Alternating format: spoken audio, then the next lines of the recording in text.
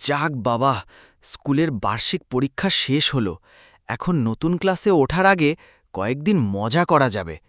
বই পড়তে পড়তে একেবারে একঘেয়ে অবস্থা। এবার কয়েকটা দিন নানার বাড়ি থেকে বেরিয়ে আসার পালা। কতদিন নানার বাড়ি যাই না। আরে, ওটা রহিম না? যাই, ওর সাথে একটু আড্ডা দিয়ে আসি, সেই সাথে শুনেও আসি ছুটিতেও কি করবে। রহিম, বন্ধু, কেমন আছিস? পরীক্ষার পর তোর কোনো খবরই নাই যে।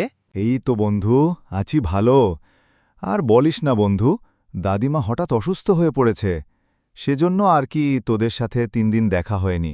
আরে, দাদির আবার কি হলো?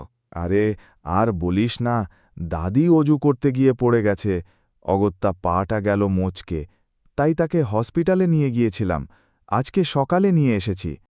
আচ্ছা, তা দাদি এখন কেমন আছে? সুস্থ হয়েছে? এখনও পুরোপুরি সুস্থ হয়নি, তবে আগের চেয়ে এখন বেশ আছে। ডাক্তার বলেছে মাসখানেক লাগবে পুরোপুরি সুস্থ হতে। যাক, খুব ভালো। তোরা সবাই দাদির দিকে একটু খেয়াল রাখলেই হবে। হ্যাঁ, সেটাই। তাই সকালে তুই কোথায় গিয়েছিলি? বাবা বাজারে যাওয়ার সময় তার ছাতাটা রেখে গিয়েছিল, তাই দিয়ে আসলাম। তা বন্ধু, স্কুলের বার্ষিক পরীক্ষা তো শেষ, ছুটির দিনগুলোতে কি করবি ভাবছিস?